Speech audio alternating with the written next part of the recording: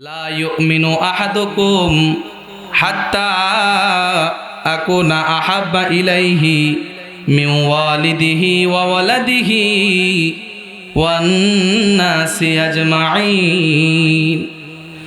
রাসূল বলেন, আল্লাহ তাআলা বললেন, তোমরা যদি আমি আল্লাহর ভালোবাসা পেতে চাও তাহলে তোমরা রসুলকে অনুসরণ করে চলো, আমার বন্ধুকে ভালোবাসো, আমার বন্ধুর ইত্তেবা করো।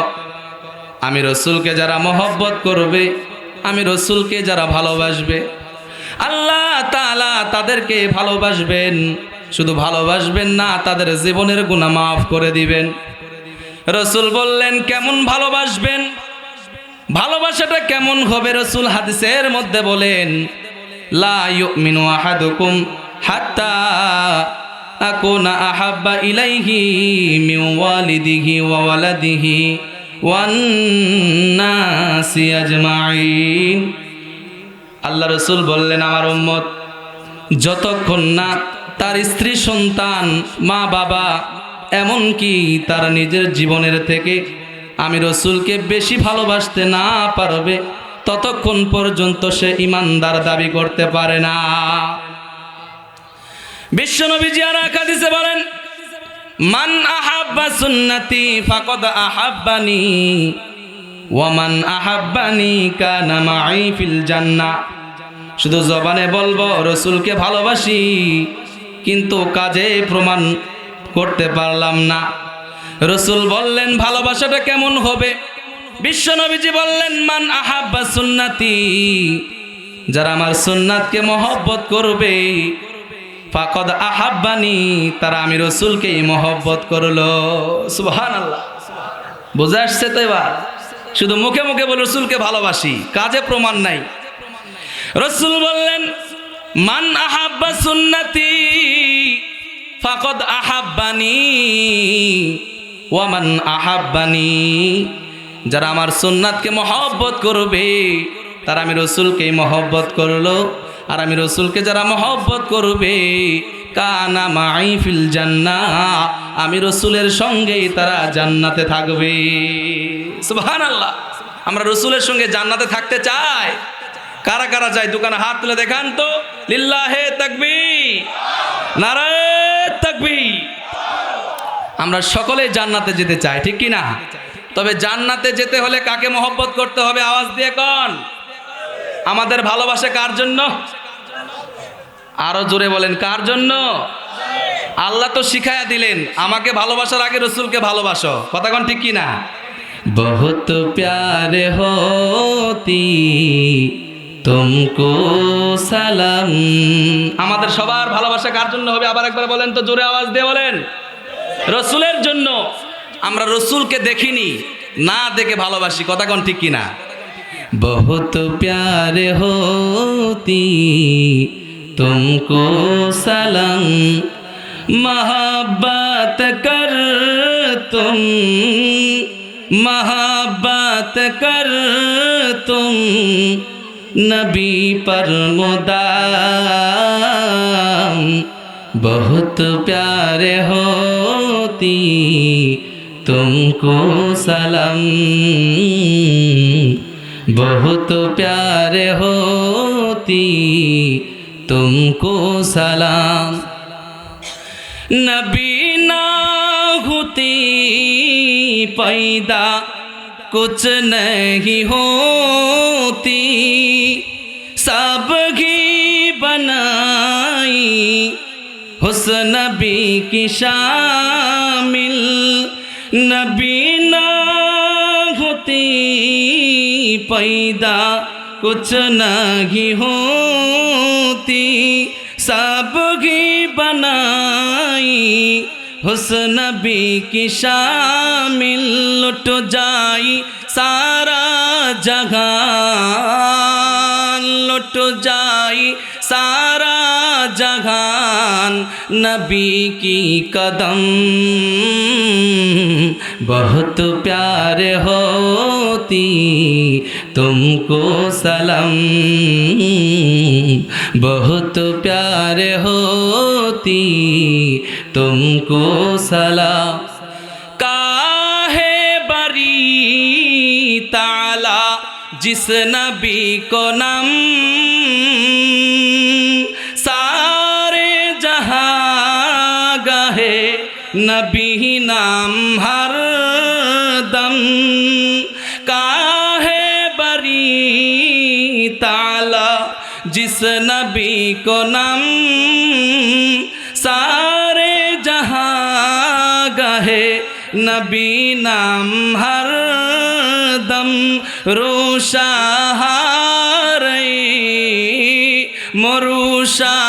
मरुशाहारई जरी भी शशम बहुत प्यारे होती तुमको सलाम लिल्लाह तकबीर नाराए तकबीर। তাহলে রসুলকে ভালোবাসার দরকার আছে না নাই? আরো আস্তে কোন আছে না নাই? বিশ্বনবীজি রওজায়ে আতহারে শুয়ে শুয়ে আজকে এই মাহফিলে যারা বসেছেন, যারা রসুলের শানে দরুদ পড়বে, দরুদের হাদিয়ায় একদল ফেরেশতা রসুলের রওজার সামনে নিয়ে রসুলকে সালাম দিয়ে বলেন, ইয়া রাসূলুল্লাহ, খেজুর গ্রামের অমুক মাদ্রাসার মাহফিলে আপনার কিছু আশিক আপনার শানে দরুদ প্রেরণ করেছে, সেই দরুদের হাদিয়া নিয়ে আপনার কাছে এসেছি। সুবহানাল্লাহ। বিশ্বনবীজি তখন বলেন, আমার সেই আশিক উম্মতদের চেহারা আমি রসুলের সামনে তুলে ধরো। সুবহানাল্লাহ জোরে কর। তখন আমরা গরিব অসহায় ইয়েতিম, আমাদের চেহারা খানা রসুলের চেহারা মোবারকের সামনে তুলে ধরা হয়। সুবহানাল্লাহ জোরে কর। এই জন্য এই মাহফিলকে বলা হয় কোরআনের মাহফিল, জান্নাতের মাহফিল। সুবহানাল্লাহ। রসুল সাল্লাল্লাহু আলাইহি সাল্লাম চলে গিয়েছেন আজ থেকে ১৫০০ বছর আগে, কতক্ষণ ঠিক কিনা? সাহাবায়ে কেরামরাও চলে গিয়েছেন আজ থেকে ১৪০০ বছর আগে। রসুলের পরের লোক হচ্ছে সাহাবায়ে কেরামরা, কতক্ষণ ঠিক কিনা? তারা কত দামি ছিল, তারা রসুলকে কত ভালোবেসেছেন, কত মহব্বত করেছেন। আমরাও তো সেই নবীজির উম্মত, কতক্ষণ ঠিক কিনা?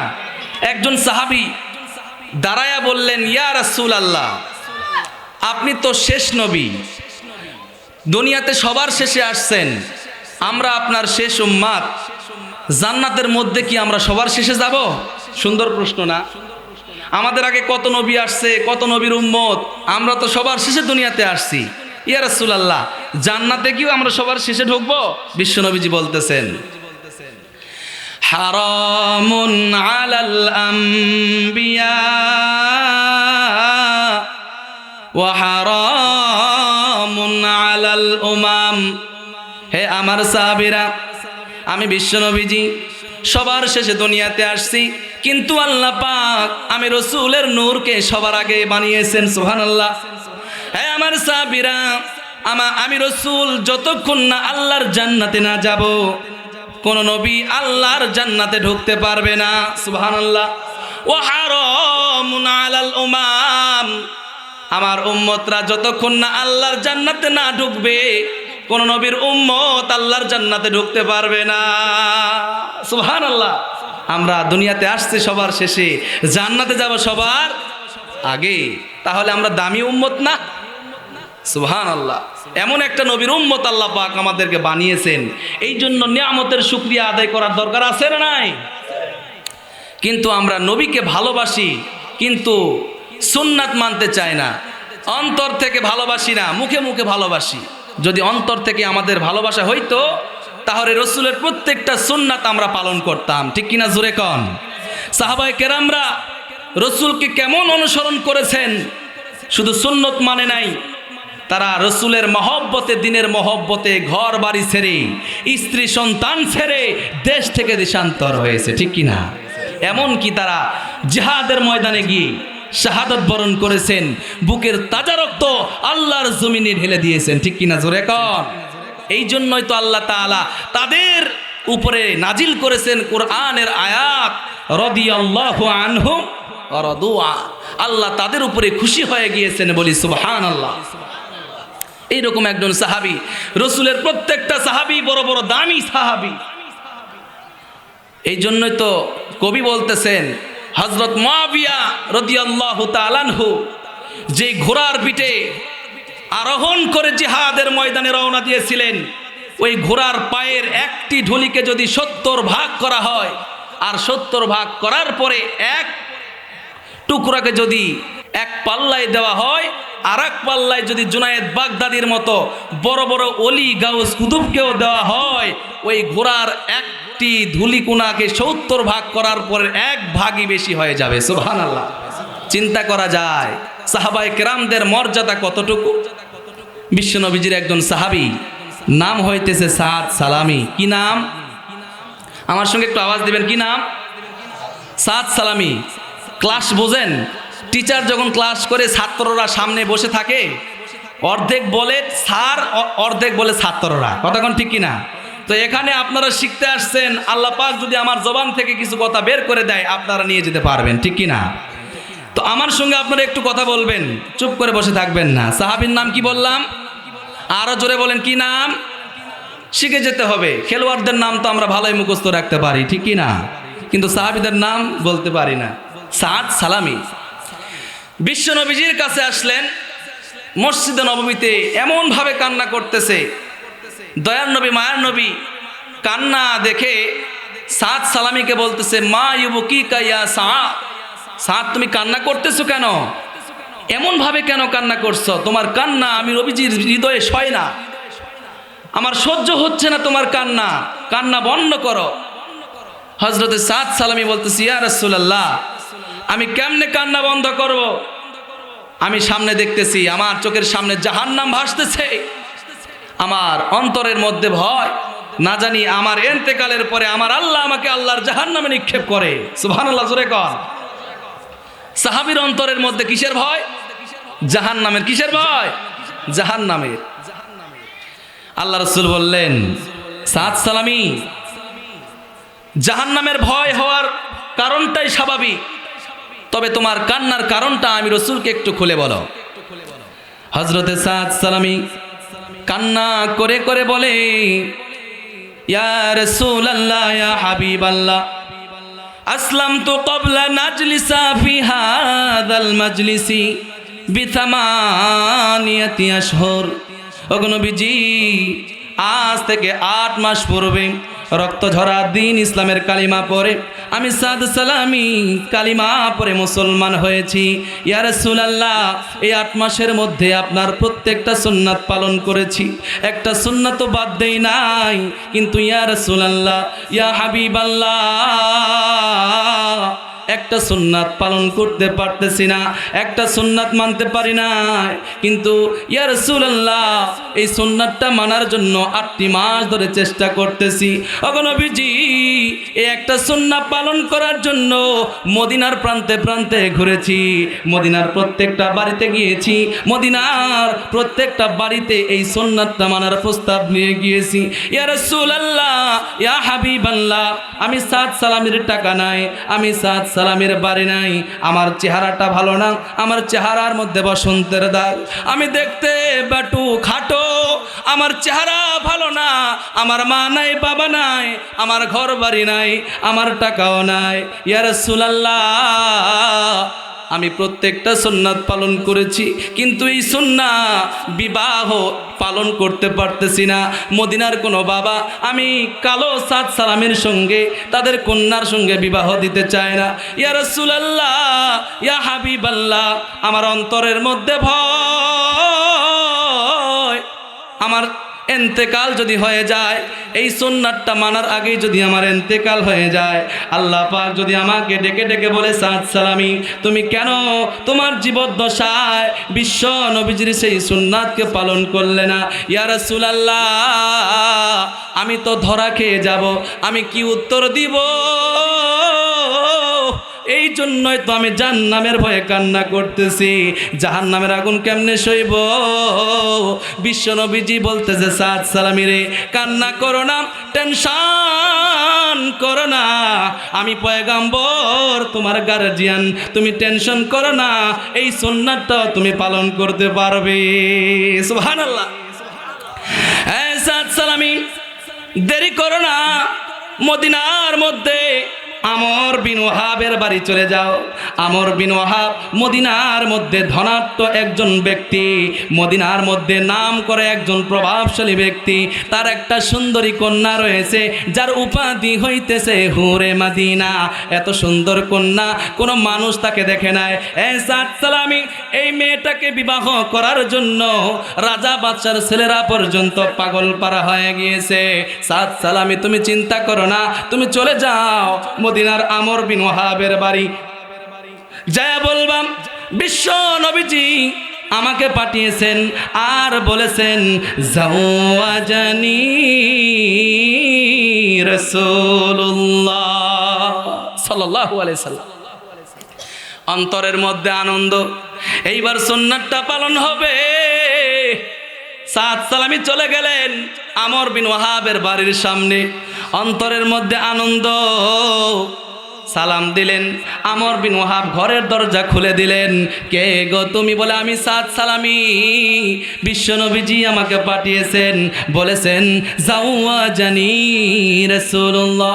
আমর বিন ওয়াহাব সঙ্গে সঙ্গে সাদ সালামের চেহারার দিকে দেখলেন, একবার মাথার দিকে দেখে, একবার পায়ের নিচে দেখে, এক পর্যায়ে বলে ফেললেন সাদ সালামি রে, তোমার কি টাকা আছে? তোমার কি ঘর বাড়ি আছে? সাদ সালামি কান্না করে আর বলে আমার বাড়ি নাই, ঘর নাই, আমার টাকা পয়সা নাই, আমি রসুলের একটা সুন্নাত পালন করার জন্য এখানে আসছি। আমর বিন ওয়াহাব বলে তোমার টাকাও নাই, বাড়িও নাই, তোমার চেহারাও ভয়ঙ্কর, তোমার সঙ্গে আমি আমর বিন ওয়াহাব আমার কন্যার সঙ্গে বিবাহ দিতে পারবো না। বলি নাউজুবিল্লাহ। হাদিস শরীফ সাক্ষী, ফারাদ্দাহু রাদ্দান কবিহা, অনেক খারাপ আচরণ করলেন, তারায়া দিলেন। আমর বিন ওয়াহাব যখন তারায়া দিলেন, সাদ সালামি হাসি মাখা মুখটা মলিন হয়ে গেল। ব্যথায় ব্যথিত হইয়া মদিনার মসজিদে নববীর উদ্দেশ্যে রওনা দিলেন। কান্না করে বিশ্বনবীজি তাকায়া দেখে সাদ সালামি আবারও কান্না করে। বিশ্বনবীজি চলে আসলেন, সাদ সালামি তুমি কান্না করো না, আমি বুঝতে পেরেছি তোমার সঙ্গে অনেক খারাপ আচরণ করা হয়েছে, তবে আল্লাহ রব্বুল আলামিন এই মাত্র আমাকে ঘোষণা দিয়েছেন, আমাকে বলেছেন সাদ সালামি যদি জীবদ্দশায় এই সুন্নাতটা নাও পালন করতে পারে, আমি আল্লাহ আমার সাদ সালামির জন্য জান্নাতের মধ্যে ঘর রেডি করে দিয়েছি। আর জোরে বলি সুবহানাল্লাহ। বিশ্বনবীজি বললেন সাদ সালামি তুমি কান্না করো না, তোমার ভালোবাসা আমার আল্লাহ কবুল করে নিয়েছে, আমি রসুলের জান্নাতের পাশে তোমার জন্য ঘর বানিয়ে দিয়েছে। সুবহানাল্লাহ।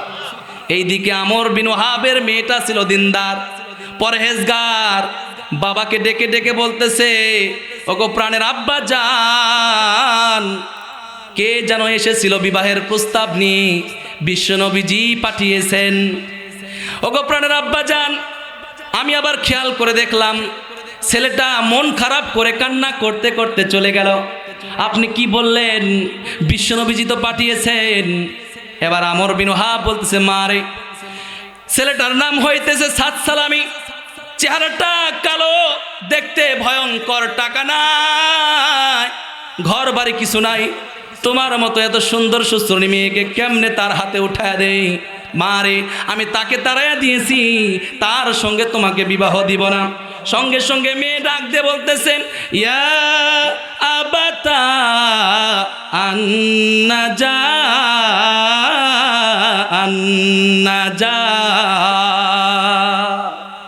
ওগো প্রাণের আব্বাজান, আপনি কি করেছেন? আপনি কত বড় অপরাধ করেছেন জানেন?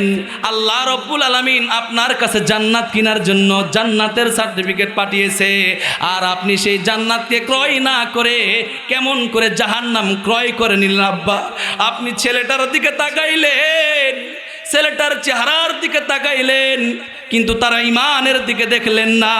প্রস্তাবটা কে পাঠিয়েছে নবীজির দিকেও দেখলেন না। ওগো প্রাণের আব্বা জান, আপনি কত বড় অপরাধ করেছেন।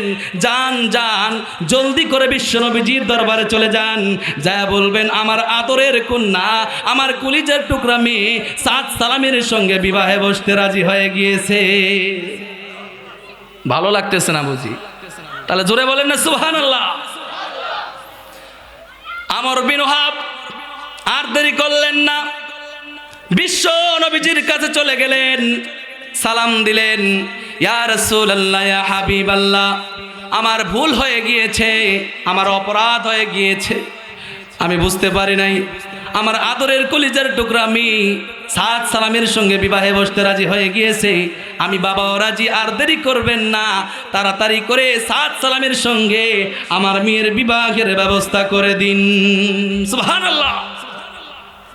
বিশ্বনবীজি সাহাবায়ে কেরামদেরকে ডাকলেন আর বলতেছেন, হে আমার সাহাবীরা, আমার সাদ সালামি আজ থেকে 8 মাস আগে কালিমা পড়ে মুসলমান হয়েছে, তার কেউ নাই, আজকে আমার সাদ সালামের বিবাহ হবে, আমি বিশ্বনবীজি ধুমধাম করে আমার সাদ সালামের বিবাহ দিয়ে দিব, বলি সুবহানাল্লাহ। আজকে আমরাও তো বিয়ে শাদী করি, কথা কোন ঠিক কিনা? কিন্তু রসুলের জামানায় বিয়ে হতো নামাজ দিয়ে, কোরআন তেলাওয়াত দিয়ে, কথা কোন ঠিক কিনা? আর আজকে আমাদের জামানায় বিয়ে হয় গান দিয়ে, বেহায়াপনা দিয়ে, ডিজে দিয়ে, কথা কোন ঠিক কিনা? আর এই জন্য এই ঘর থেকে যেই ছেলে মেয়েরা দুনিয়াতে আসে তারা ইসলামের বিরুদ্ধে কথা কয়, ঠিক কিনা? জোরে কর। এরাই বড় হয়ে মা বাবার অবাধ্য হয়, কথা কোন ঠিক কিনা? খেদমত করতে চায় না, মা বাবার কথা শুনে না, কথা কোন ঠিক কিনা? জোরে বলেন। আজকে সাহাবায়ে কেরামদের জামানা কেমন ছিল আর আমাদের জামানা কেমন হয়ে গিয়েছে। বিয়ে মানেই গান বাদ্য, কথা বলেন ঠিক কিনা? হারাম, শুরু থেকেই হারাম, শেষে যায়ও হারাম। এই বিয়েটিকে কয় মাস? 6 মাস, কথা কোন ঠিক কিনা? যদি নবীজির সুন্নাত থাকতো, যদি নামাজ থাকতো, কোরআন থাকতো, তাহলে আল্লাহ তাআলা এই বিয়ের মধ্যে বরকত দিত, কথা কোন ঠিক কিনা? আজকে শুধু তাই নয়, আমরা পুরুষরা পড়ে গেছি মহা বিপদের মধ্যে। যাই হোক, আমাদের এই বাংলাদেশ শোষণ করেছে দীর্ঘ 16 বছর এক মহিলা। আমরা যুবকরা, আমরা ছেলেরা কিন্তু মহা বিপদের মধ্যে ছিলাম, কথা কোন ঠিক কিনা? কিন্তু হাদিসের মধ্যে রাসূল বললেন, যতই নারী জাতি রাজত্ব করুক না কেন, স্বামীর নিচেই তার জান্নাত, কথা কোন ঠিক কিনা? এত আস্তে বলেন কেন? জোরে বলতে পারেন না? স্বামীর পায়ের নিচে কার জান্নাত? যে স্ত্রীকে যখন তখন শুধু শাসন করে, মার দেয়, কথা কোন ঠিক কিনা? আল্লাহ রাসূল বলেছেন, মহিলাদেরকে কখনো আঘাত করা যাবে না, তাদেরকে ভালোবাসতে হবে, কথা কোন ঠিক কিনা? জোরে বলেন ঠিক কিনা? মনে আছে কোথায় ছাড়ছি? আল্লাহ রাসূল বললেন, হ্যাঁ সাদ সালামি, তোমার বিবাহ হবে ধুমধাম করে। ইয়া রাসূলুল্লাহ, আমার কাছে তো একটা টাকাও নাই। বিশ্বনবীজি বললেন, তোমার দেন মোহর আমি বিশ্বনবীজি ধার্য করে দিলাম 400 দিরহাম। কত দিরহাম? আর জোরে কোন? 400 দিরহাম। ইয়া রাসূলুল্লাহ, আমার কাছে তো 1 টাকাও নাই। এই 400 দিরহাম না আমার বাবাও চোখে দেখেনি। এই টাকা না থাকার কারণেই তো আমার বিয়ে হচ্ছিল না। এতগুলো টাকা কোথা থেকে দিব? টাকাও জোরে করতে পারবো না, আমার বিয়াও। সুবহানাল্লাহ, জোরে কর। আল্লাহ রাসূল বললেন, সাদ সালামি, চিন্তা করো না, ইযহাবা ইলা উসমান, তুমি উসমানের কাছে যাও, উসমান তোমাকে 200 দিরহাম দিয়ে দিবে। সুবহানাল্লাহ, জোরে কর। আর এখন যদি আমাদের কাছে কেউ যদি টাকা কর্জ নিতে আসে, দেই না, বরং আমরা দেই সুদ। কি দেই? সুদ নিলে নাও, নাকি? টাকা কর্জ নিতে পারবে না। আমরাও এরকম জাতি, টাকা ধার নিলে যদি দেই না, কি করবেন? এমন অবস্থা আমাদের সমাজের মধ্যে সুদ, ঘুষ, জেনা, ব্যভিচার বেড়ে গিয়েছে, কথা কোন ঠিক কিনা? কিন্তু সাহাবায়ে কেরামদের জামানায় এগুলো ছিল না। এবার সাহাবী সাদ সালামি ওসমান রাদিয়াল্লাহু তাআলা আনহুর কাছে চলে গেলেন। রাসূল পাঠিয়েছেন, 200 দিরহাম দিলেন, বিবাহ করবে, এই জন্য আরো কিছু দিরহাম বাড়িয়ে দিলেন, বলি সুবহানাল্লাহ। 200 দিরহাম নিয়ে রাসূলের কাছে আসলেন, ইয়া রাসূলুল্লাহ, মাত্র 200 দিরহাম, আরো তো লাগবে। বিশ্বনবীজি বললেন, সাদ সালামি, টেনশন করো না, তুমি হযরতে আলীর কাছে চলে যাও, হযরতে আলী তোমাকে আরো 200 দিরহাম দিয়ে দিবে। সুবহানাল্লাহ। হাদিস শরীফ সাক্ষী, কষ্টে থাকা হযরতে আলী, যার ঘরে মাসকে মাছ চুলা ধরে না, যার ঘরে খাবার নাই, হযরতে আলীর কাছে বিশ্বনবীজি সাদ সালামিকে পাঠিয়েছেন। এই জন্য হযরতে আলী দেরি করলেন না, 200 দিরহাম দিয়ে দিলেন। সুবহানাল্লাহ। আরো কিছু দেরহাম বাড়িয়ে দিলে বিবাহ করবে। এই 400 দেরহাম উপরে আরো কিছু দেরহাম নিয়ে রসুলের কাছে উপস্থিত হলেন। ইয়া রাসূলুল্লাহ, এই যে টাকা কি করব? বিশ্বনবীজি বললেন, ইযহাবু ইলা সুক ওয়াশতারা কুররাতা আইন। এই সাদ সালামি, তুমি মদিনার বাজারে চলে যাও। মদিনার বাজারে যাইয়া তোমার স্ত্রীর জন্য চোখ জুড়ানো বস্তু তুমি ক্রয় করো। তোমার স্ত্রী যেগুলো পছন্দ করে, তোমার স্ত্রী যেগুলো ভালোবাসে, এই জিনিসগুলো তোমরা তুমি ক্রয় করো। হযরতে সাদ সালামি মদিনার বাজারে চলে গেলেন, বিবাহ করবেন, বিবাহের বাজার করতেছে। হে খাজুর এলাকার ভাইয়েরা, বৃদ্ধ বাবাজিরা, পর্দার অন্তরালের মা বোনেরা, গভীর মনোযোগ দিয়ে কথাটা শুনবেন, পারলে দুধ ফুটা চোখের পানি ছেড়ে দিবেন। এইবার সাদ সালামি যখন বিবাহের বাজার করতেছেন, ঠিক এমন সময় হযরতে বেলাল রাদিয়াল্লাহু তাআলা আনহুর কণ্ঠে আওয়াজ ভেসে আসতেছে। আরবি বাক্যটি হইতেছে আন্নাফির আন্নাফির। আল্লাহু আকবার।